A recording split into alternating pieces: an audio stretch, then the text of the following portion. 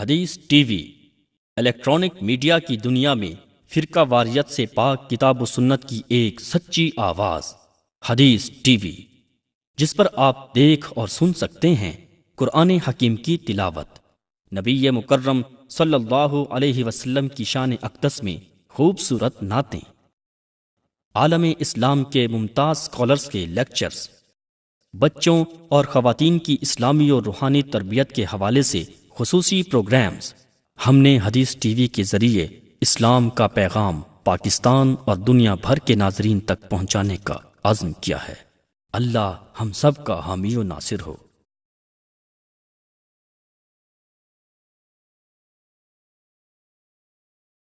يا بني إنها إن تك مثقال حبة من خردل فتكن في صخرة أو في السماوات أو في الأرض يأتي بها الله إن الله لطيف خبير۔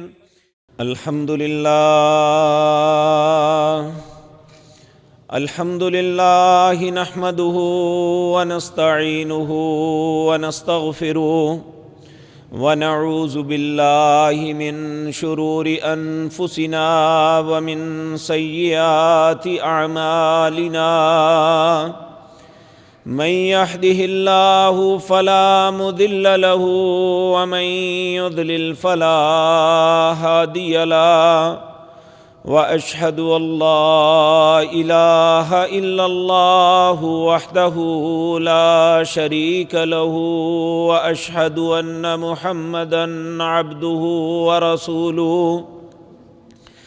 أما بعد فإن خير الحديث كتاب الله، وخير الهدي هدي محمد صلى الله عليه وسلم، وشر الأمور محدثاتها وكل محدثة بدعة وكل بدعة ضلالة وكل ضلالة في النار۔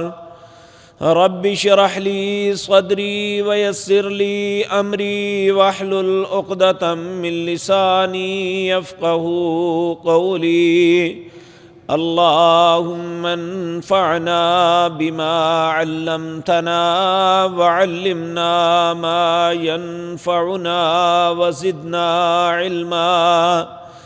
رب أوزعني أن أشكر نعمتك التي أنعمت علي وعلى والدي وأن أعمل صالحا ترضاه وأصلح لي في ذريتي إني تبت إليك وإني من المسلمين۔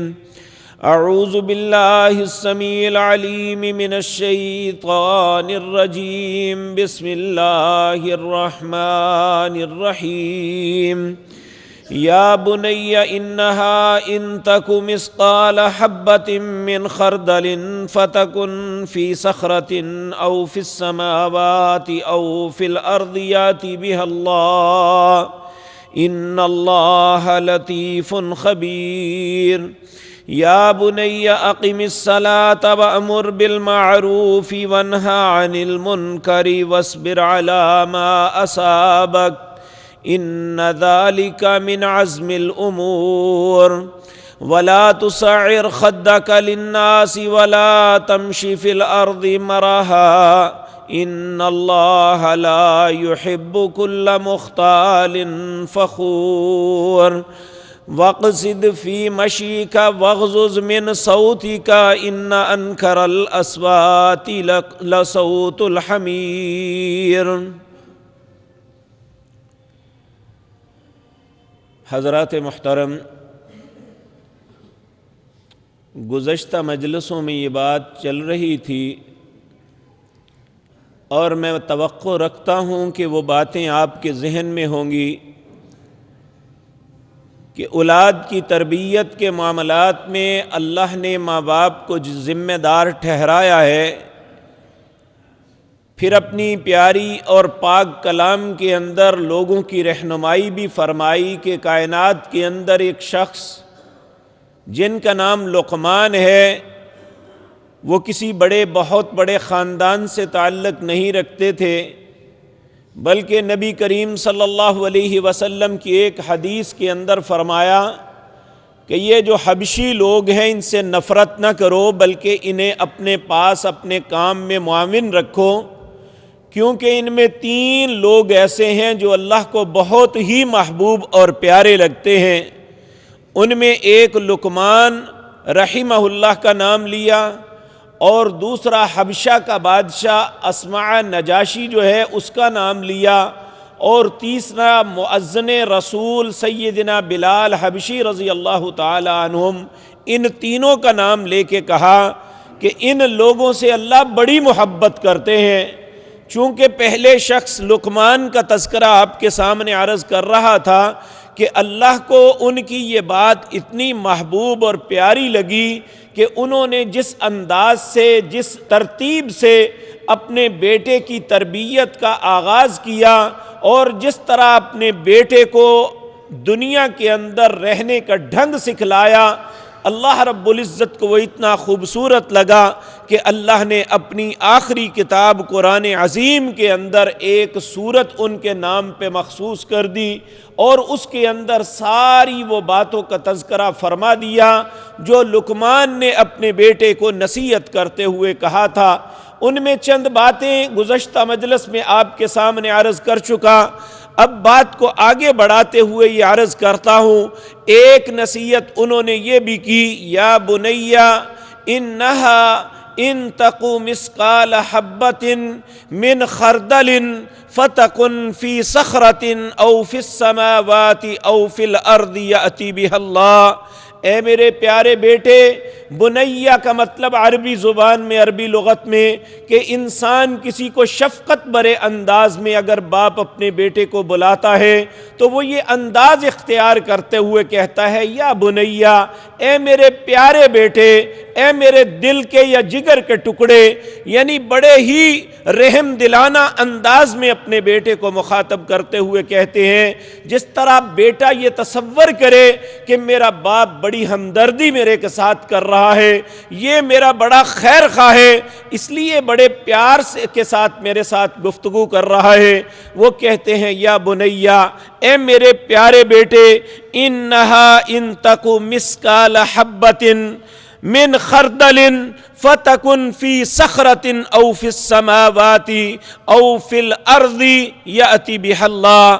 اے میرے بیٹے، کوئی بھی کام کرنے سے پہلے ایک بات سوچ لینا کہ تم آسمان کی بلندیوں پہ چڑھ کے کر لو یا زمین کی تہوں میں گھس کے کر لو، یأتی بها اللہ، اللہ اس کو لے آئے گا۔ اب یہاں سوچنے والی بات یہ ہے کہ یہ تو ایک انڈرسٹوڈ بات ہے کہ آئے گا، یہ اللہ لے آئے گا، لیکن اس سے کیا ہوگا؟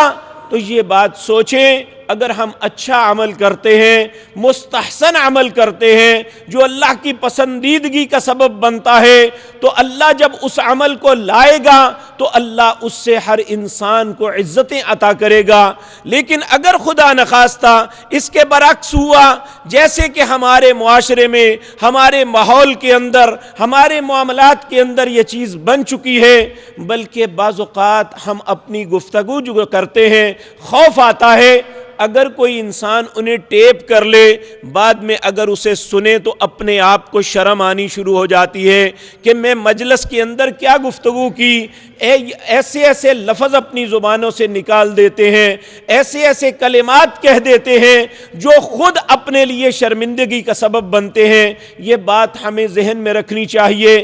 ہماری پوری زندگی کی ایک فلاپی بن رہی ہے، ہماری رات کی تاریکیوں میں جو اعمال ہوئے ہیں وہ بھی، یا ہمارے دن کی روشنی کے اندر جو ہوئے ہیں وہ بھی، اور جو ہم نے ظاہراً لوگوں کے سامنے کیے ہیں یا ہم چھپ کے کرتے رہے ہیں جس کا کسی کو علم نہیں، یاتی بہ اللہ، اگر وہ اللہ سارے کے سارے لے آئیں گے تو ہم اپنے تصور میں دیکھیں تو ذہن پھٹنے لگتا ہے۔ اگر ہماری فلاں بات کا بھی پتہ چل گیا، اگر ہمارے فلاں کردار کا بھی علم ہو گیا، اگر ہمارا فلاں معاملہ بھی اللہ کے سامنے آ گیا، تو پھر ہمارا کیا بنے گا؟ یہ سوچ کے ہمیں اپنا کردار اپنی زندگی میں ادا کرنا چاہیے۔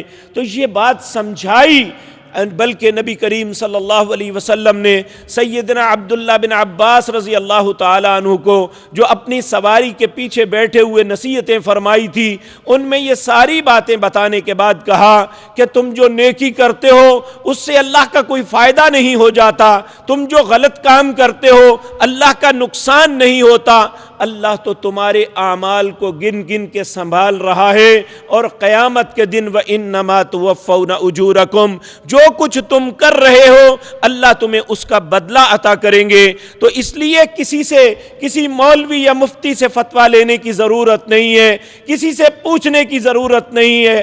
آپ کے سینے کے اندر آپ کا مفتی آپ کا دل ہے، اپنے دل سے پوچھ لیجئے کہ میں جو کر رہا ہوں یا جو میرا زندگی کا طرز عمل ہے، جو میرے شب و روز بسر ہو رہے ہیں، جو میری زبان سے باتیں نکل رہی ہیں، جو میرا کردار معاشرے پہ اثرات مرتب کر رہا ہے، جب اللہ رب العزت ان کا بدلہ دینے پہ آئے گا تو میرے ساتھ کیا معاملہ ہوگا؟ العیاذ باللہ، اللہ ہم سب کو اپنی پناہ نصیب فرمائے۔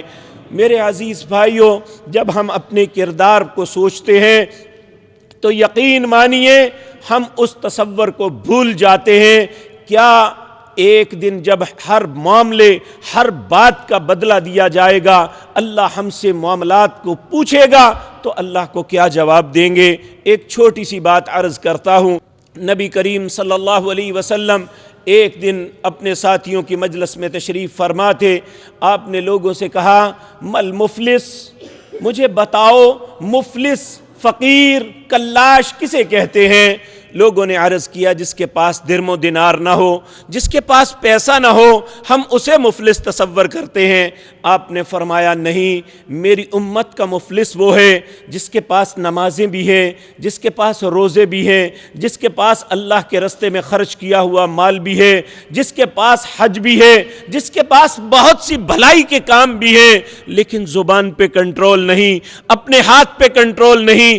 کل قیامت کے دن جب وہ یہ سارے اعمال لے کے آئے گا، اپنے معاملات لے کے آئے گا، اور اپنے دل میں بڑا مسرور ہوگا کہ آج مجھے اچھا بدلہ ملنے والا ہے، اسی اثناء میں کچھ لوگ اس کے گرد گھیرا ڈال لیں گے، اللہ سے التجا کریں گے، اے اللہ آج قیامت کا دن ہے، آج تیرا انصاف دیکھنا چاہتے ہیں، اے مالک الملک اس سے ہمیں انصاف دلا۔ اے اللہ کچھ لوگ کہیں گے اے اللہ اس نے ہمیں گالی نکالی، اس نے ہماری عزت کو پامال کیا، اس نے ہمارے مال کو چھینا، اس نے ہماری پراپرٹی جو ہے اس پہ ناجائز قبضہ کر لیا، اس نے ہمارا فلاں حق مار لیا۔ یہ ساری باتیں اللہ کی عدالت میں ایک استغاثے کی صورت میں جب آئیں گی، اللہ اپنے فرشتوں سے کہیں گے کہ اب دنیا کا یہ مال و متاع جو ہے یہ تو واپس لوٹانا ممکن نہیں ہے، تم جاؤ اس کے نیک اعمال ان میں تقسیم کرنا شروع کر دو۔ جس کی زبان کے ساتھ گالی نکالی ہوگی، زبان کے ساتھ اذیت دی ہوگی، اس کے نیک اعمال تقسیم ہونا شروع ہو جائیں گے۔ ہر شخص کو اس کی جتنا اس پہ ظلم ہوا اتنا اس کی نیکیوں کو ان میں بانٹ دیا جائے گا۔ آخر میں اللہ کے فرشتے اللہ سے عرض کریں گے مالک اس کی نیکیاں تو ساری ختم ہو گئی، لیکن ابھی اور حقدار ابھی باقی ہیں جن کا حق ادا کرنا ہے۔ اللہ رب العزت فرمائیں گے آج میں ہر انسان سے انصاف کروں گا، تم ان کے گناہ اس کے سر پہ لاد کے اسے جہنم کا ایندھن بنا دو۔ تو میرے عزیز بھائیو یہ وہ کانسیپٹ اور تصور ہے جو اللہ رب العزت کے اس پیارے بندے لقمان نے اپنے بیٹے کو دیا تھا کہ یاتی بہ اللہ، بیٹے یہ بات جب بھی کوئی کام کرو، جب بھی زبان سے کوئی کلمہ نکالو، جب بھی کوئی فیصلہ کرنے لگو تو یہ سوچ لو کہ زمین کی تہہ پہ کر لو یا آسمان کی بلندیوں پہ کر لو، یاتی بہ اللہ، اللہ اسے لے آئے گا، صرف لائے گا ہی نہیں، وَإِنَّمَا تُوَفَّوْنَ أُجُورَكُمْ، جو کچھ کیا ہے تمہیں اس کا بدلہ ملے گا۔ تو جب انسان اس تصور کو اپنے دل میں لے آئے، جب اس بات کو اپنی زندگی کا حصہ بنا لے، ایک مسلمان کی زندگی کا ماٹو یہ بن جائے کہ میرے ہر عمل کو میرا رب دیکھ رہا ہے اور ایک دن اس عمل کا مجھے بدلہ ملے گا، تو پھر وہ اپنے بھائی پہ ظلم کرنے، اپنے بھائی کو گالی دینے، اپنے بھائی کا مال غصب کرنے، اپنے بھائی پہ ظلم و زیادتی کرنے سے پہلے کئی مرتبہ سوچے گا کہ یہ سارا کچھ تو مجھے بھگتنا پڑے گا، آج میں کیوں کسی کے ساتھ ایسا کروں؟ تو یہ تربیت کے مراحل میں سب سے اہم مرحلہ یہ ہے کہ اپنے بچوں کی تربیت کے اندر ان کے ذہنوں میں یہ تصور راسخ کر دیں، جس طرح ایک نقش ڈالا جاتا ہے وہ انمٹ ہوتا ہے، اس کے ذہن کے کھرچ کھرچ کے یہ بھر دیجئے کہ اے بیٹے، زندگی کا ہر معاملہ تمہیں اللہ کے حضور اس کی جواب دہی دینی ہے، اس لیے اپنی زندگی کے معاملات کو کرنے سے پہلے 100 مرتبہ سوچو کہ میں اپنے رب کے حضور کیا جواب دوں گا۔ تو جب کسی بیٹی کے ذہن میں یہ بات آ جائے تو وہ اس کا ہاتھ کسی پہ ظلم کرنے سے پہلے سوچے گا، اس کی زبان سے کسی کے متعلق گالی نہیں نکلے گی، وہ کوئی ایسا کردار ادا معاشرے میں نہیں کرے گا جس سے دوسرے انسانوں کو اس کا نقصان پہنچ سکے۔ اللہ رب العزت ہمیں بھی ایسا کردار نصیب فرمائے۔ تو میرے عزیز بھائیوں، اس سے اگلا مرحلہ یہ ہے کہ انسان کو ان باتوں سے بچانے کے لیے کون سی آخر چیزیں ہیں؟ 3 باتیں پھر فرمائی، کہا یا بنیا، اے میرے بیٹے، اقیم الصلاۃ، نماز کو ادا کرنا۔ اب یہاں پہ اکثر اوقات ہم اپنے معاشرے میں دیکھتے بھی ہیں اور اس بات کا اظہار بھی کرتے ہیں کہ فلاں شخص نمازی بھی ہے، وہ چوری بھی کرتا ہے، یا فلاں شخص نمازی بھی ہے اور وہ رشوت بھی لیتا ہے۔ میرے عزیز بھائیوں، دونوں میں ایک بات، دونوں اکٹھی کبھی نہیں رہ سکتی۔ یا تو وہ نماز درست نہیں ادا کرتا، یہ بات یاد رکھیں، نماز پڑھ لینا صرف کافی نہیں ہے کہ کوئی انسان یہ سمجھے کہ بھائی نماز جیسے تمہارے من میں آتا ہے پڑھو۔ نہیں میرے عزیز بھائی، نماز پڑھنی بھی ہے اور رسول اللہ کے طریقے کے مطابق پڑھنی ہے، پھر وہ نماز قابل قبول ہوگی، وہ نماز ہماری زندگی میں اثر کرے گی۔ اس کی مثال آپ دیکھیں کہ ایک انسان کو بخار آتا ہے اور اس کے لیے ڈاکٹر ایک دوا تجویز کرتا ہے، اگر وہ دوا جو ڈاکٹر نے تجویز کی ہے اگر وہ درست مل جائے تو اس کے بخار کو افاقہ ہو جاتا ہے، وہ شفا یاب ہو جاتا ہے۔ اگر ہم میڈیکل سٹور پہ جاتے ہیں، ایک دوا خریدتے ہیں، نام تو وہی لکھا ہوا ہے لیکن اس کے اندر اگر دوا جیلی ہے تو وہ ہماری زندگی میں کوئی اچھے اثرات مرتب نہیں کرے گی۔ میرے عزیز بھائیوں، اسی طرح جو نماز اللہ کی خوشنودی کے لیے ادا کریں گے، جو رسول اللہ کے طریقے کے مطابق ادا کریں گے، وہ ہماری زندگی میں اس کے اثرات ہوں گے۔ اور جو نماز ہم صرف فارمیلٹی کے طور پہ پڑھیں گے، اپنے ماں باپ کو دکھانے کے لیے پڑھیں گے یا اپنے معاشرے کو اپنی نیکی دکھانے کے لیے پڑھیں گے، تو اس نماز کے اثرات ہماری زندگی میں نہیں آئیں گے۔ اسی طرح اگر وہ نماز، وہ طریقہ جو ہم اپنی نمازوں میں اختیار کیے ہوئے ہیں، یہ اللہ کے رسول صلی اللہ علیہ وسلم کے طریقے سے ہٹی ہوئی نماز ہوگی، تو یاد رکھیں وہ ایک ایکسرسائز تو ہوگی، وہ ایک اوپر نیچے اٹھنا بیٹھنا تو ہوگا، لیکن اس کے نہ تو ہماری زندگی میں، ہمارے جسم پہ، ہمارے کردار پہ اس کے اثرات نہیں ہوں گے اور نہ ہی اس کا اجر اللہ کے ہاں کوئی مل سکے گا۔ نبی کریم صلی اللہ علیہ وسلم نے فرمایا کہ جس کی نماز درست ہوئی اس کے سارے معاملات درست ہوئے، اور جس کی نماز برباد ہو گئی، میرے عزیز بھائیو، ایک اور حدیث میں آپ نے فرمایا اس کا سب کچھ برباد ہو گیا۔ ایک دوسری حدیث میں آپ نے یہ بات ارشاد فرمائی، آپ نے فرمایا لوگ نماز پڑھتے ہیں، ہر شخص اپنے ذہن کے مطابق، اپنی نیت کے مطابق یہ ادا کرتا ہے، کچھ تو ایسے ہیں ان کی نماز پلک جھپکنے سے پہلے اللہ کی بارگاہ میں پہنچ جاتی ہے، کچھ بجلی کی تیزی سے پہنچتی ہے۔ کہا کچھ نمازیں ایسی ہیں جو آسمان تک نہیں پہنچ پاتی، اور بعض نمازیں ایسی بھی ہوتی ہیں نمازی نماز ادا کرتا ہے، اللہ فرشتوں کو حکم دیتا ہے کہ اس کی نماز پکڑ کے اس کے منہ پہ مار دو، مجھے ایسی نماز کی ضرورت نہیں ہے۔ وہ کیا ہوتا ہے آخر؟ سارے کے سارے مسلمان ایک ہی طریقے کے مطابق ایک ہی رخ پہ کھڑے ہو کے ایک ہی رکعتیں ادا کرتے ہیں، پھر کیا سبب ہے آخر؟ انسان کی دلی کیفیات کو اللہ دیکھتا ہے کہ اس کی نیت کیا ہے، کس سوچ کے ساتھ لگا ہوا ہے، کس کی رضا کے لیے یہ کر رہا ہے۔ سب سے پہلا امر یہ ہے کہ ہم نماز پڑھیں تو صرف اپنے رب کو راضی کرنے کے لیے۔ دوسرا امر یہ ہے کہ ہم جو نماز پڑھ رہے ہیں وہ رسول اپنے نبی کے طریقے کے مطابق۔ نبی کریم صلی اللہ علیہ وسلم کے پاس دو لوگ آتے ہیں اور اپنے معاشرے کے وہ بہترین لوگ تھے۔ ایک کا نام وائل بن حجر تھا اور دوسرے کا نام مالک بن حویرث تھا۔ وائل بن حجر یہ یمن کا شہزادہ تھا اور مالک بن حویرث یہ ایک دوسرے قبیلے کا سردار تھا۔ یہ دونوں آپس میں گہرے دوست تھے۔ اللہ نے انہیں اسلام کی توفیق بخش دی، مسلمان ہو گئے۔ نبی کریم صلی اللہ علیہ وسلم کے مبلغ جو وہاں گئے ہوئے تھے ان کے ہاتھوں پہ یہ مسلمان ہو گئے۔ پھر یہ لوگ پریکٹیکلی 1000 کلومیٹر کا سفر کر کے مدینہ منورہ میں آتے ہیں۔ اس زمانے میں جہاز تو نہیں تھے اور فاسٹ گاڑیاں بھی نہیں تھی۔ اس زمانے میں گھوڑے اور اونٹوں پہ سفر ہوتا تھا یا پیدل ہوتا تھا۔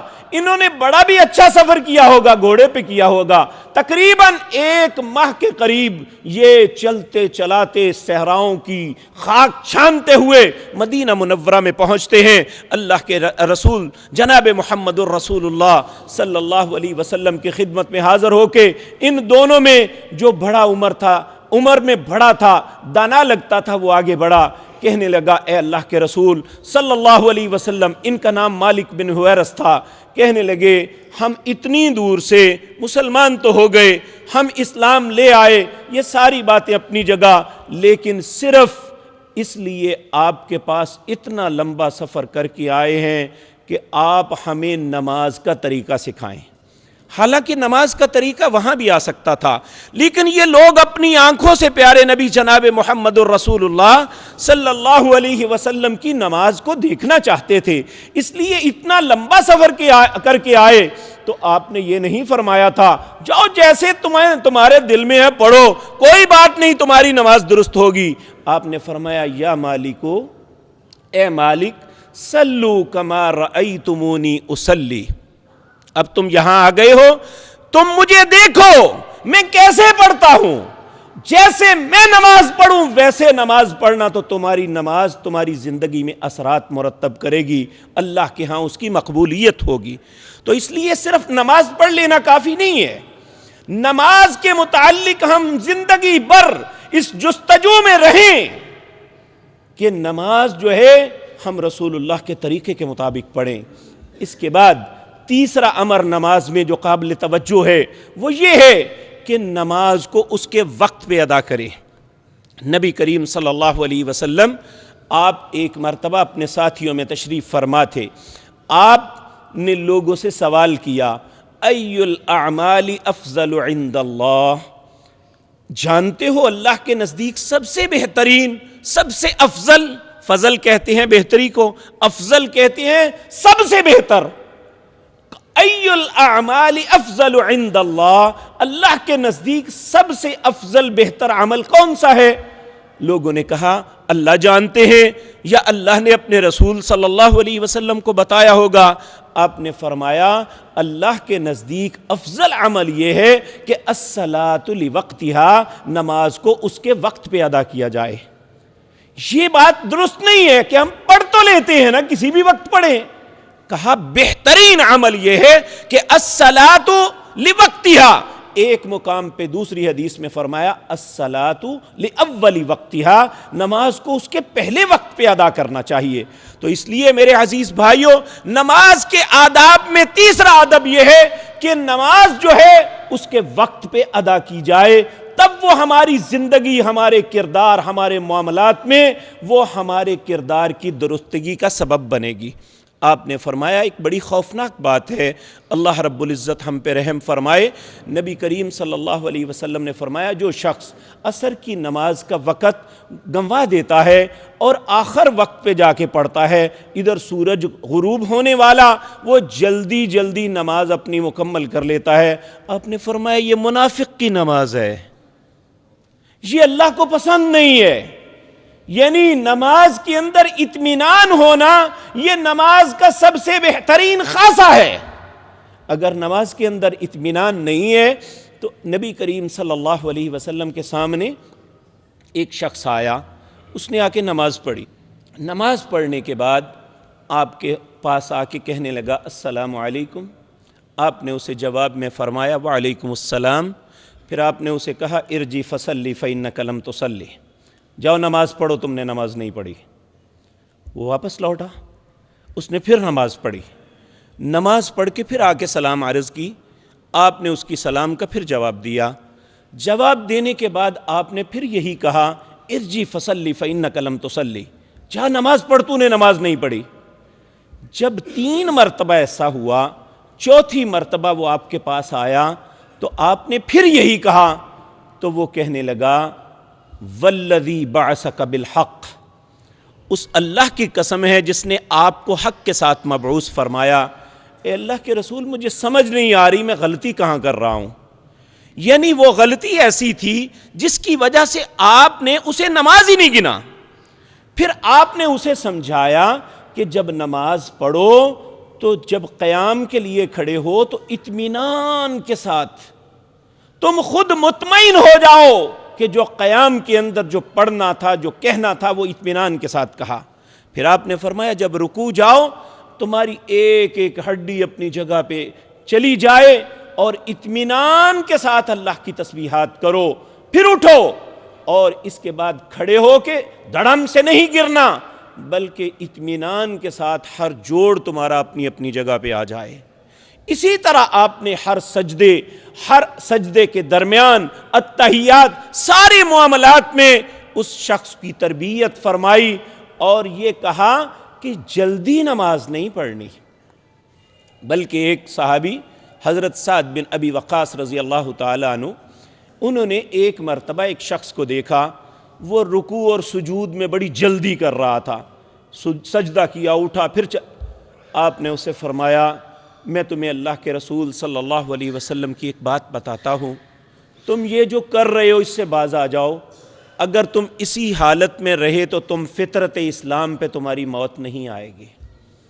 تو اس لیے یہ بات عرض کرنے کا مقصد یہ ہے کہ ہم جو اپنے معاشرے میں یہ بات کہتے ہیں نا، لو فلاں نماز بھی پڑھتا ہے لیکن اس پہ وہ اثرات نہیں ہے، تو یہ نہیں کہ نماز کا اثر ختم ہو گیا ہے، بلکہ وہ نماز کے آداب کو ملحوظ خاطر نہیں رکھ رہا، جس کی وجہ سے اس کے کردار میں وہ کوئی بہتری نہیں پیدا کر رہی.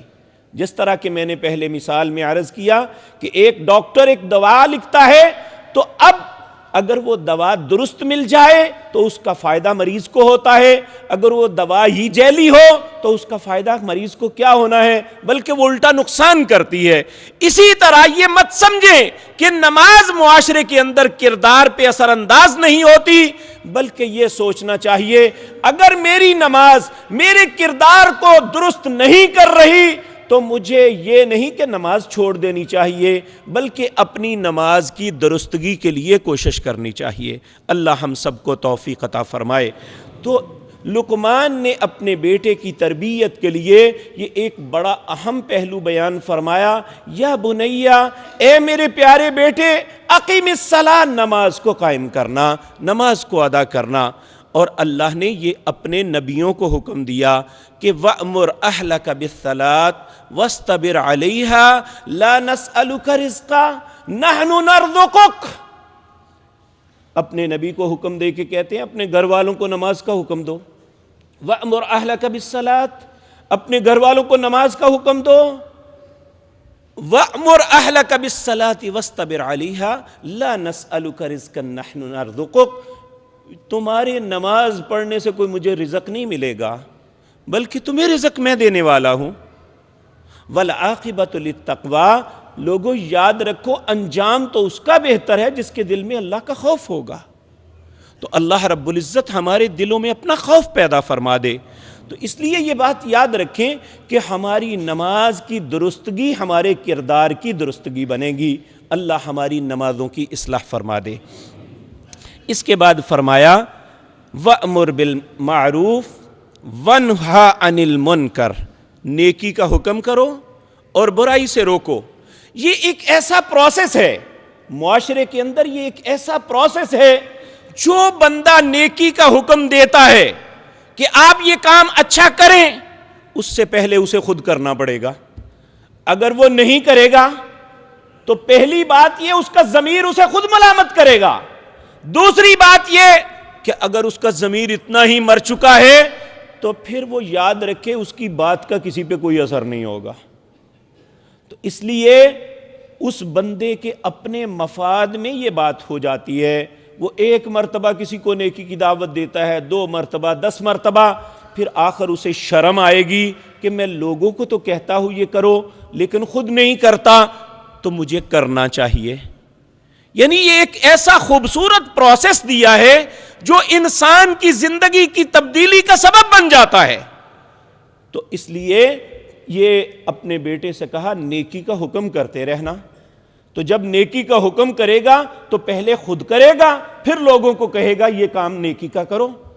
تو جب برائی سے کسی کو روکنا ہو تو اگر وہ اسی برائی میں انسان خود مبتلا ہے تو معاشرے میں کئی لوگ اسے کہہ سکتے ہیں کہ بھائی یہ خود کر رہے ہو، کس طرح مجھے منع کرتے ہو؟ مثال کے طور پہ ایک چھوٹی سی مثال، اگر خدا نخواستہ اللہ معاف فرمائے میں سگریٹ پیتا ہوں، میں آپ سے کہوں آپ سگریٹ نہ پئیں تو آپ کیسے میری بات تسلیم کریں گے؟ آپ کہیں گے پہلے خود تو چھوڑو۔ تو یہ ایک ایسا پروسیس ہے نیکی کا حکم دینا اور برائی سے روکنا جو معاشرے کی خود بخود اصلاح کر دیتا ہے۔ اور امت محمد الرسول اللہ صلی اللہ علیہ وسلم کو اللہ نے حکمن فرمایا۔ پہلے لوگوں کو یہ حکم اس طرح نہیں تھا جس طرح امت محمد الرسول اللہ کو ہے صلی اللہ علیہ وسلم۔ آپ نے فرمایا والذی نفسی بیدہ، اس ذات کی قسم ہے جس کے قبضے میں محمد کی جان ہے صلی اللہ علیہ وسلم، لَتَأْمُرَنَّ بِالْمَعْرُوفِ، تمہیں ضرور نیکی کا حکم کرنا ہوگا، وَلَتَنْهَوُنَّ عَنِ الْمُنْكَرِ، تمہیں ضرور برائی سے روکنا ہوگا۔ اے میری امت کے لوگوں، جب تم یہ کام چھوڑ دو گے، برے کو برا کہنا یا برائی سے روکنا، نیکی کو اپریشیٹ کرنا اور نیکی کا حکم دینا، یہ چھوڑ دو گے تو پھر یاد رکھو اللہ تم پہ ایسا عذاب، ایسی مصیبتیں مسلط کر دے گا، پھر تم اللہ کے حضور دعائیں بھی مانگو گے تو اللہ تمہاری دعا کو قبول نہیں کرے گا۔ تو اس لیے ہمارے لیے یہ پابندی ہے۔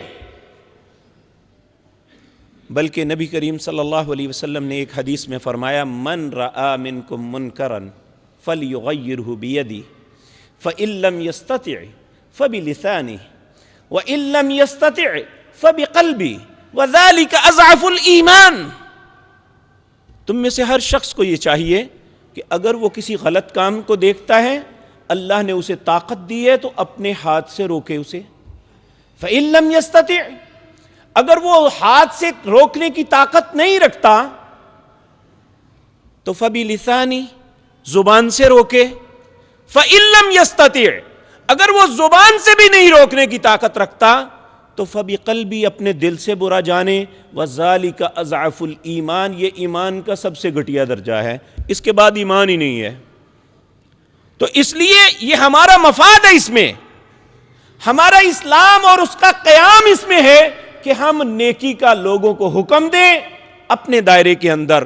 ایک آفیسر ہے تو وہ اپنے دفتر کے اندر جتنے اس کے جونیئر ہیں انہیں نیکی کی ترغیب دے، برائی سے روکتا رہے، یہ اس کی ذمہ داری میں شامل ہے۔ یہ نہیں کہ وہ کسی پہ احسان کر رہا ہے، بلکہ اس کی ذمہ داری میں شامل ہے۔ اور ایک ماں باپ وہ اپنی اولاد کے ذمہ دار ہیں، اور ان کی ذمہ داری میں یہ شامل ہے کہ وہ اپنی اولاد کو نیکی کا حکم کرتے رہیں اور برائی سے روکتے رہیں۔ یہی تربیت کے اندر پہلو کو مد نظر رکھیں جو لقمان نے اپنے بیٹے کے متعلق کہا تھا۔ اور اس کے بعد فرمایا وَاصْبِرْ عَلَىٰ مَا أَصَابَكَ، زندگی، دنیا نام یہ جنت کا نام نہیں ہے، دنیا آزمائشوں کا نام ہے۔ اگر کسی کو سہولتیں ہیں تو وہ بھی اس کے لیے آزمائش ہے، اگر کسی کے لیے تنگیاں ہیں تو وہ بھی آزمائش ہے۔ تو آزمائش جب بھی کسی قسم کی دنیا میں آ جائے تو اس پہ بے صبری نہیں کرنی۔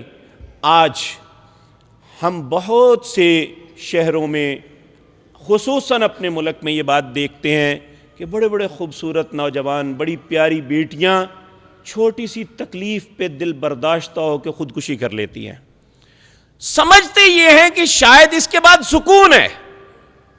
حالانکہ نبی کریم صلی اللہ علیہ وسلم نے فرمایا جو شخص اپنے آپ کو اس طرح قتل کرتا ہے، خودکشی کرتا ہے، قیامت آنے تک وہ روزانہ اسی آلے کے ساتھ یا اسی چیز کے ساتھ جس کے ساتھ اس نے اپنے آپ کو قتل کیا وہ روزانہ کرتا رہے گا۔ اب اسے سکون کہاں سے ملے گا؟ اور اس سے بڑی بدنصیبی یہ کہ ہمارے مولوی اس کے اصال ثواب کے لیے چند ٹکوں کے لیے چل پڑتے ہیں، یعنی اس بات کو ڈسہارٹ نہیں کیا جاتا بلکہ انہیں اور ترغیب دی جاتی ہے ایسی باتوں کی کہ فلاں جو ہے اس نے خودکشی کر کے سکون کا رستہ تلاش کر لیا، حالانکہ اس نے سکون کا نہیں ہلاکت کا رستہ اختیار کیا۔ اور اللہ کا پسندیدہ وہ انسان ہے جو انسان دنیا کے اندر مصیبت پہ صبر کرتا ہے۔ آپ دیکھیں کہ کسی کا کوئی فوت ہو جائے، نبی کریم صلی اللہ علیہ وسلم اس کے پاس جاتے اور تعزیت کے لیے کیا کلمات کہتے؟ ان للہ ما اخذ، بھائی جو کچھ تجھ سے اللہ نے لے لیا ہے نا یہ اس کا تھا، یعنی تیرا کچھ نہیں لیا۔ اگر کسی کا باپ فوت ہو گیا ہے، اگر کسی کا بھائی دنیا سے چلا گیا یا کسی کا بیٹا چلا گیا، ان للہ ما اخذ، جو کچھ تجھ سے اللہ نے لیا ہے وہ اس کا تھا، وَلَهُ مَا أَعْتَى، اور جو کچھ تیرے پاس ہے وہ بھی اسی کا ہے، وَكُلُّ شَيْءٍ عِندَهُ أَجَلٌ مُّسَمًّى، اللہ نے ہر چیز کے لیے ایک وقت مقرر کیا ہوا ہے، اس لیے اس بات پہ گھبرانا نہیں ہے۔ ٹھیک ہے ہم اپنی تھوڑ پہ، اپنی اذیت پہ جو ایک باپ کے جانے کی وجہ سے بیٹے کو ہوتی ہے اس پہ ہمیں دکھ ہوتا ہے، ایک بیٹے کے جانے پہ جو باپ کو ہوتا ہے اس پہ انسان غمزدہ ہوتا ہے، اس میں کوئی حرج نہیں، لیکن بے صبری کا مظاہرہ کرنا، جزا فضا کرنا اور انسان آپے سے باہر ہوتا رہے اور اللہ کے گلے شروع کر دے ایسا کیوں ہوا ہے، اس لیے نبی صلی اللہ علیہ وسلم نے یہ سبق دیا کہ یہ جو کچھ لیا گیا ہے یہ تیرا نہیں تھا، اسی کا تھا۔ آپ دیکھیں جن کی تربیت اچھی ہوئی تھی، حضرت ابو طلحہ رضی اللہ تعالیٰ عنہ انصار میں سے ایک بڑے پائے کے آدمی تھے، بہت بڑے تاجر امیر آدمی تھے۔ ان کا بیٹا بیمار ہو گیا، یہ صبح اپنے کاروبار پہ گئے، رات کو جب واپس پلٹے تو بیٹا فوت ہو چکا تھا۔ اب ماں کا اتنا حوصلہ، جنہوں نے ڈائریکٹ تربیت حاصل کی تھی پیارے نبی جناب محمد الرسول اللہ سے، وہ آئے تو ماں نے بیٹے کو غسل دے کے کفن پہنا کے ایک سائیڈ پہ رکھ دیا۔ ایسی ماں ہے ہمارے اندر؟ تو جب ابو طلحہ آئے تو انہوں نے پوچھا بیٹے کا کیا حال ہے؟ تو انہوں نے مبہم انداز میں کہا آرام سے ہے۔ انہیں کھانا کھلایا، بٹھایا، پھر بڑے پیار سے سوال کرنے لگی ابو طلحہ، یعنی بیوی اپنے خامد سے سوال کر رہی ہے اپنے بچے کے متعلق۔ ابو طلحہ اگر کسی نے کوئی امانت دی ہو تو وہ امانت واپس طلب کر لے تو اسے دینی چاہیے یا نہیں دینی چاہیے؟ حضرت ابو طلحہ کہنے لگے شرافت کا تقاضا یہی ہے کہ جس کی امانت ہے اسے واپس لٹا دے۔ تو پھر دیکھیں کیسا خوبصورت انداز اختیار کیا، تو کہنے لگے اللہ نے بیٹے کی صورت میں ایک امانت دی تھی وہ اللہ واپس لے گیا۔ یعنی یہ کردار تھا مسلمانوں کا کہ ایک ماں جو اپنے بیٹے کی فوتگی پہ یعنی وہ سارے بندھن ٹوٹ جاتے ہیں، تو کتنی خوبصورت وہ مائیں تھیں، کتنے پاک باز وہ لوگ تھے جن کا کردار یہ تھا۔ تو آج بھی ہم انہی طرح کے انسان ہیں، اسی نبی کا کلمہ پڑھتے ہیں، انہی کی تعلیمات کا دم بھرتے ہیں، ہم اپنے کردار کے اندر بھی ایسی چیزیں کیوں نہیں لاتے؟ ہم اپنی اصلاح کے لیے ایسا کیوں نہیں سوچتے کہ یہ سب کچھ اللہ کے معاملے ہیں، ایک پروسیس ہے دنیا کا، جو انسان دنیا میں آیا ہے اس نے واپس بھی پلٹنا ہے۔ تو کہا اب اے بیٹے یا بنیا وصبر علی ما اصابک، چاہے انسان کی اپنی ذمہ داری میں تنزلی ہو جائے یا مال میں تنزلی ہو جائے یا کوئی جان چلی جائے، اس کا بدلہ بھی اللہ عطا فرماتا ہے۔ تو کہا وَاصْبِرْ عَلَىٰ مَا أَصَابَكَ، مصیبتوں پہ صبر کرنا ہے، إِنَّ ذَلِكَ مِنْ عَزْمِ الْأُمُورِ، لیکن یہ معاملہ، یہ حوصلے مندوں کی بات ہے، بزدل ایسا نہیں کرتے۔ اس کا مطلب یہ ہے کہ خودکشی کرنا، واویلا کرنا اور بے صبری کا اظہار کرنا یہ بزدلوں کا شیوا ہے۔ اور دلیر آدمی کیا ہے؟ اللہ کسے دلیر سمجھتا ہے؟ ان ذالک من عزم الامور، حوصلہ مند کسے تصور کرتا ہے؟ جو اللہ کے فیصلوں پہ صبر کرتا ہے۔ اللہ رب العزت ہمارے اندر بھی ایسا صبر پیدا فرما دے، کیونکہ یہ سب کچھ اسی کی توفیق سے ہوتا ہے۔ پھر فرمایا وَلَا تُصَعِّرْ خَدَّكَ لِلنَّاسِ، لوگوں کے سامنے تکبر کر کے نہ چلنا۔ اگر کسی کو اللہ نے خوبصورتی دی ہے، اگر کسی کو مضبوط جسم دیا ہے، اگر کسی کو بڑا منصب دیا ہے، تو یہ اس کی اپنی نہیں، یہ اللہ کی عطا ہے اس پہ۔ آپ دیکھیں یہ چہرہ ہم اپنے آپ نہیں بنا سکتے۔ اگر میں چاہوں کہ اپنے ناک کو چینج کر لوں تو کبھی نہیں ہو سکتا۔ اگر میں چاہوں اپنے رنگ تبدیل کر لوں تو ایسا نہیں ہو سکتا۔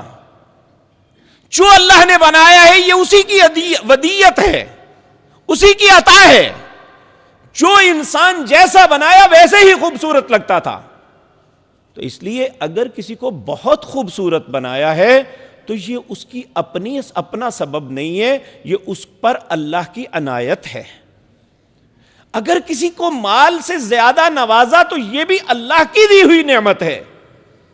اگر کسی کو بہت بڑا منصب دیا تو بہت سے اس کے دوست جو اس کے ساتھ اس کے کلاس فیلوز تھے وہ آج گلیوں میں خاک چھان رہے ہیں، اور اسے اللہ نے بہت بڑے منصب پہ بٹھا دیا۔ یہ اللہ کی مرضی ہے۔ تو اس لیے یہ سب کچھ دی ہوئی اللہ کی عطا ہے۔ تو جب اللہ کی عطا ہے تو اپنے بھائیوں کو کمتر سمجھنا یہ کہاں کی دانائی ہے؟ نبی کریم صلی اللہ علیہ وسلم نے فرمایا کسی شخص کے برا ہونے کے لیے اتنی ہی بات کافی ہے کہ وہ اپنے بھائی کو اپنے سے کمتر سمجھتا ہے۔ اور خصوصاً میں عرض کروں، آج جس دور سے ہم گزر رہے ہیں اس میں ہمارے اندر ہندوؤں کی طرح برادریوں کا بہت زیادہ کانسیپٹ ہے، اور ہم ایک دوسرے کی برادری پہ تانا زنی ہر وقت ہر مجلس میں کرتے ہیں کہ ایک کہتا ہے فلاں برادری کے لوگ ایسے، فلاں ایسے، حالانکہ اللہ قرآن میں کہہ رہا ہے یا ایھا الناس انا خلقناکم من ذکر وانثی وجعلناکم شعوبا وقبائل لتعارفوا ان اکرمکم عند اللہ اتقاکم۔ اے لوگو یاد رکھو اللہ نے ایک مرد و عورت سے تمہیں پیدا کیا اور یہ مختلف برادریوں قبیلوں میں بانٹا ہے۔ یہ نہیں کہ تم آدم کے بھائی کی اولاد ہو اور وہ آدم کی اولاد ہے، بلکہ سب کے سب کی ماں اور باپ ایک ہیں۔ تمہیں بانٹنے کا مقصد یہ نہیں کہ تم فلاں برادری اونچی اور دوسری نیچے، بلکہ اس لیے کیا ہے کہ تمہارا تعارف ہو جائے کہ تم کون سے قبیلے سے تعلق رکھتے ہو۔ اللہ کے ہاں باعزت وہ ہے جس کے دل میں خوف خدا ہوگا۔ تو اس لیے کہا وَلَا تُصَعِّرْ خَدَّكَ، اپنی اولاد کی تربیت میں یہ پہلو مد نظر رکھنا چاہیے کہ اے بیٹے کسی کو کمتر نہ سمجھنا۔ فخر و تکبر جو ہے یہ اللہ کو قطعاً ناپسند ہے۔ نبی کریم صلی اللہ علیہ وسلم نے فرمایا پہلی امتوں میں ایک شخص تھا، اپنے گھر سے نکلا اپنے مونچھوں کو تاؤ دیتا ہوا، بڑے کپڑے خوبصورت پہنے اور اپنی چادر کو لٹکائے ہوئے ایسے تھا جیسے زمین کو پھاڑ دے گا۔ اللہ کو اس پہ اتنا غصہ آیا، اللہ نے زمین کو حکم دیا پھٹ جا، اور زمین اس کے لیے پھٹ گئی۔ اللہ قیامت تک اسے زمین میں دنساتا رہے گا۔ تو اس لیے اکڑنا یہ کوئی دانائی نہیں ہے۔ اللہ رب العزت ایک مقام پہ فرماتے ہیں وَلَا تُصَعِّرْ خَدَّكَ لِلنَّاسِ وَلَا تَمْشِ فِي الْأَرْضِ مَرَحًا إِنَّكَ لَن تَخْرِقَ الْأَرْضَ وَلَن تَبْلُغَ الْجِبَالَ طُولًا۔ تیرا اکڑنا نہ تو زمین کو پھاڑ دے گا اور نہ تو پہاڑوں جیسا بلند بن جائے گا۔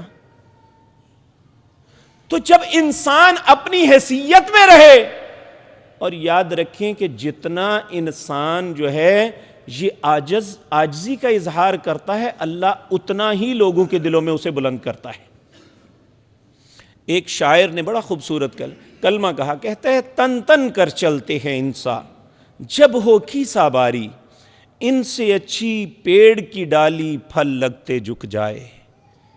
یعنی پیڑ کی ڈالی جو ہے، آپ دیکھیں جتنے پھلدار درخت ہیں نا، یہ جب ان پہ پھل نہیں ہوتا یہ بڑی بلند شاخیں ہوتی ہیں، جیسے ہی پھل لگتا ہے ان میں جھکاؤ شروع ہو جاتا ہے۔ تو اے حضرت انسان، ہمیں کیا ہے کہ ہمیں جتنا اللہ رب العزت عطا کرتا ہے، جتنی عزت دیتا ہے، بڑا منصب دیتا ہے، اور ہمیں مال و دولت سے نوازتا ہے، اچھی سواری دیتا ہے، ہم اتنا ہی اکڑنا شروع ہو جاتے ہیں۔ تو اس لیے کسی کو مت حقیر سمجھنا چاہیے۔ کہا بیٹے ولا تسعر خدک، اپنی رخساروں کو پھلا کے مت لوگوں کے سامنے چلو، ولا تمشی فی الارض مرحا، اور زمین پہ اکڑ کے نہ چلو۔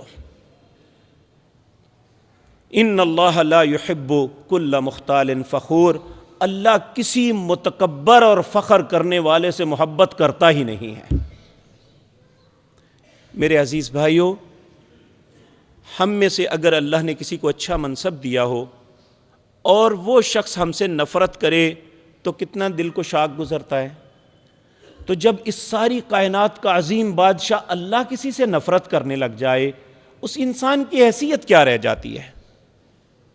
اور یہ بھی یاد رکھیں، نبی کریم صلی اللہ علیہ وسلم نے فرمایا حشر المتکبرون، قیامت کے دن متکبر لوگوں کا حشر اللہ کیا کرے گا؟ انہیں گبریلا کیڑا بنا دے گا۔ یہ ایک چھوٹا سا کیڑا ہوتا ہے، جس طرح ہاتھی کی سونڈ ہوتی ہے اس طرح اس کی ناک پہ ایک سونڈ ہوتی ہے، جو زمین کے اوپر جو ہے رلتی ہے، اور اس کی گندی اور بری خصلت یہ ہے کہ یہ پخانہ کرنے کے بعد اپنی سونڈ کو اپنے پخانے پہ رکھ کے پھر اسے گھسیٹتا ہے زمین پہ۔ تو نبی کریم صلی اللہ علیہ وسلم نے فرمایا قیامت کے دن جو انسان دنیا میں تکبر کرتا ہے، اللہ اسے گبریلا کیڑا بنا دے گا، اور یہ پوری مخلوق کے سامنے اپنے پخانے کو روندے گا اپنے منہ کے ساتھ۔ تو اس لیے یہ کوئی مستحسن عمل نہیں ہے کہ انسان سمجھے میں یہ ہوں، کچھ بھی نہیں ہے انسان۔ آپ دیکھتے ہیں کہ بڑے بڑے منصبدار، بڑے بڑے عظیم طاقتوں والے، بڑے بڑے خاندانوں والے، جب اللہ کا فیصلہ آ جاتا ہے دنیا میں کوئی طاقت انہیں روک نہیں سکتی، بلکہ اللہ سورۃ واقعہ میں کہتے ہیں فلولا ان کنتم غیر مدینین، اگر تم سمجھتے ہو کہ تمہارے اوپر کوئی نہیں، تم کسی کے نیچے زیر نگی نہیں ہے، تو میں اس کی جان نکال رہا ہوں، ترجعونہا ان کنتم صادقین، واپس لوٹا کے دکھاؤ اگر سچے ہو۔ فلولا ان کنتم غیر مدینین ترجعونہا ان کنتم صادقین۔ اللہ رب العزت ہم پہ رحم فرمائے۔ کچھ باتیں پھر رہ گئی، اللہ نے مجھے زندگی اور توفیق دی تو وہ باقی آئندہ جمعہ عرض کروں گا۔ اقول قولی ھذا واستغفر اللہ۔